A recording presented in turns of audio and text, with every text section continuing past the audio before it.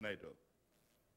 So if it means anything, it would be against China and Japan. It would remove the protection Germany feels it has against dangers from Eastern Europe, and this is why the Germans are so eager to get Poland into NATO, and they've even offered to pay half the cost of its membership. And they're afraid of it also, because if you create a vacuum in Eastern Europe, you do recreate the situation of the 30s, and you do tempt Russia and Germany to fill that vacuum, and this is exactly what for 200 years has produced tensions in Eastern Europe. I think it is an ill-considered idea that we should abandon as quickly as possible. You tell me when. Yeah, I think we have time for one last question. Well, I'll run through each of the lines all right. quickly. Oh, don't miss me, Dr. I've been waiting for you. You've been waiting for me? It doesn't sound friendly, though. Henry, no woman has asked a question. I think we should have some woman. What do you call Sarah here? Sorry about that. Sarah, my apologies. Go ahead. I believe I heard you say a little while ago that we no longer have ideological enemies. Two parts. How would you characterize the attitude of the Islamic Republic of Iran toward us? Yeah. And secondly, given that China may have been an ideological enemy before and isn't now, could they become one again? I think that that Iran is clearly an ideological enemy. It is not yet in a position to be a global ideological enemy, so it is not in the same category as the former Soviet Union, and therefore it doesn't preoccupy us as much. But I could imagine a situation developing, and that we must prevent, of Islamic fundamentalism turning itself into an ideological challenge to the Western world and to us. So that is quite correct. I do not visualize China turning itself into an ideological enemy. I could imagine that if the relationship is badly handled on all sides, that it could become a geopolitical adversary, and that we would have to deal with it in very many difficult contexts. So this I can imagine, especially as it becomes stronger. Should we give this gray-haired gentleman a chance to whack me? Go ahead. No, you first, and I'll give you the last question. Then him and then you. Dr. Kissinger, in light of America's Commission's role in Europe as a leader, how do you foresee Europe shaping up come the 21st century? What leading power do you feel will be taking America's role per se, or do you see it more as a, say, the 1815 Congress of Vienna made it as a balance of power? No, I think that, first of all, the balance of power within Europe is ended. I cannot conceive that any West European country or any major East Central European country is going to go to war in the traditional sense. I can imagine ethnic conflicts, particularly in the Balkans, but that's about the only area where I can visualize a conflict in Europe. I believe that Europe remains a natural ally for the United States in the sense that in almost all the difficulties that I can foresee, we are better off, both of us, cooperating with each other, or at least be benevolently neutral to each other. We will not be able to continue the leadership role of the immediate post-war period, and we should not want to. It cannot be in our interest to plead for the responsibility for every area of the world when an area like Europe has regained enough economic and even military vitality to look after itself. But on the big issues that may arise, I think we and Europe should cooperate, but more on a basis of equality. And we are needed, and I think the Europeans recognize that increasingly, in a certain sense, for the internal balance of Europe, because without us, there is no way that Germany can keep itself, even if it wanted to, from becoming the dominant nation in Europe, which no other nation wants and which the present German leadership also doesn't want. Yes, sir. Regarding crises such as the market attack as well as the Somalian deaths, people come together as a community and many barriers break down, whether political, religious, or ethnic. In order to get to the new world order, perhaps there should be breakdown and giving up of some of the old orders. Do you agree with this? You mentioned, for example, that internal domestic interests should be given up by us, and also I believe personalities should be I believe that. What else should be given up? First of all, I would like to make one thing clear. I do not argue that the New World Order is an American invention and that we have a great choice about this. I think a New World Order comes into being when either domestic structures change, population, the relative populations change, technology changes, a whole series of events. And if you look at when various international orders have emerged, there were always some causes like this. In the 18th century, the states were run as feudal states, and a man was not considered a foreigner just because he spoke a different language. In the 19th century, national identity developed. So certainly,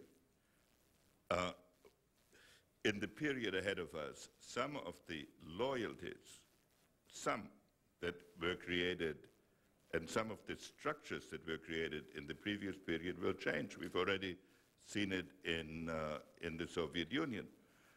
It's not, however, something you decide by saying, let's do away with some of these loyalties. It will happen out of technology, out of economics, and out of the change in the relative significance of states.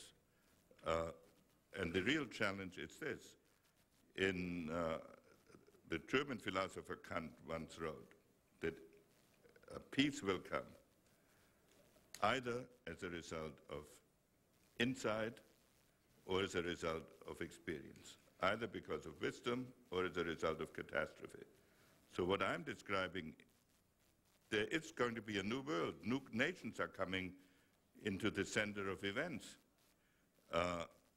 What it will be depends in part on the creativity of the statesmen that have to lead it. Now, you have the last question and be kind to me. I'll be very kind to you. I just want to remind you that I was at the State Department as a reporter when the reporters in the press room. I was at the time when you were Secretary of State before and after, and still am, that the reporters at the press room liked you so much they named the racehorse Henry Decay. But my question is more serious. The situation in the Middle East. That. It's true. It's true. It didn't win many races, unfortunately. It didn't run very often. The question. I'll repeat the question. The question. Which mic? There are two mics here. The question is about the Middle East and the problems associated with it. And if you were Secretary of State again, how would you handle the circumstances? Would you have had a Madrid conference? Would you have had an endorsement or support for the Declaration of Principles, which are now failing apparently, may succeed with bloodshed? Would you trust Arafat? You spoke about great leaders making a difference in diplomacy, and the circumstances of the time call for great leadership. How would you assess the circumstances, and what would you have done, if anything?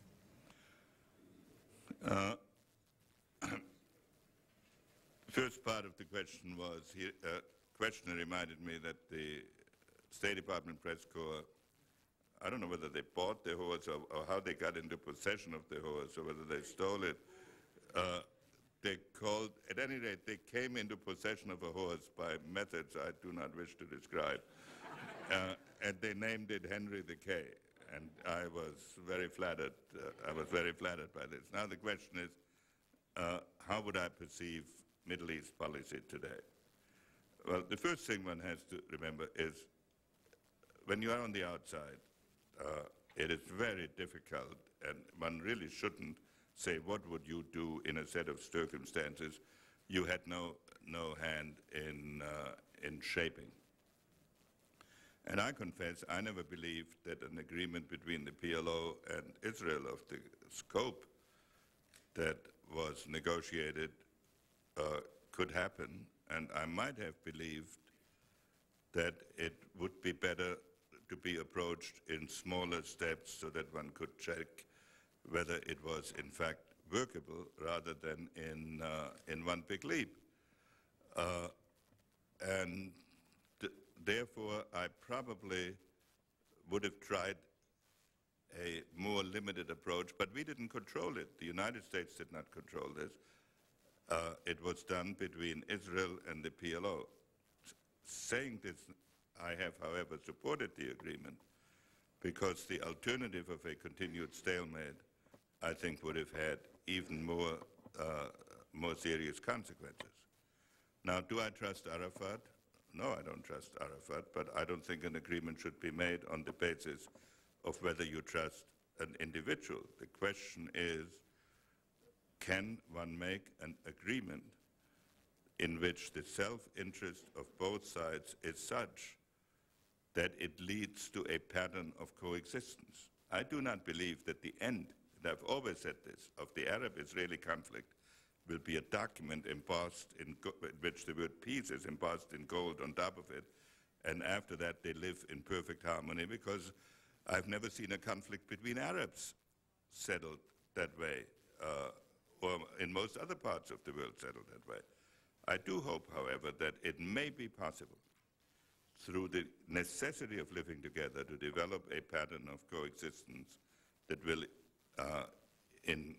improve the security of the Israelis and the dignity of the Arabs. But it is going to be a close-run thing, a very painful exercise with enormous difficulties. So this has been my general attitude. And now, just so that we can end with a lady, having started with a lady, this is the absolutely last question. With the sanctions in Haiti not working, more boat people expected, how far should we go in trying to restore Mr. Aristide to power? Would you advocate use of a multinational force? Well, I should have quit one question before this. But it makes it possible for me to say something that that not many people have heard me say. There are some problems in the world about which I do not have any particular knowledge. And I must tell you, it's maybe a reflection on me, I do not spend sleepless nights on that problem. My difficulty is that I have never met anyone who knows Aristide who does not think he is, to put it kindly, odd. And I've heard stronger words. On the other hand, there's absolutely no question that the present government in Haiti is appalling. So the real issue is, to what extent should we involve ourselves in trying to bring about a more humane government in Haiti, which probably will require some degree of military intervention. And I'd be reluctant to do it, but if I did do it, I'd probably do it without either Aristide or the present leadership and start from scratch. But I'd know that it is a process of many, many years and probably decades. But he was duly elected. Well, he was duly elected, but I don't know what a due election really means in Haiti. But certainly his conduct since the election, I'm not saying we should remove him. The question is, how much of a price are we going to pay to restore him? But I have told you right now, I hope Secretary Christopher never calls me up and asks my opinion on Haiti, because I'd probably be too proud to admit that I don't have a clear opinion. So I might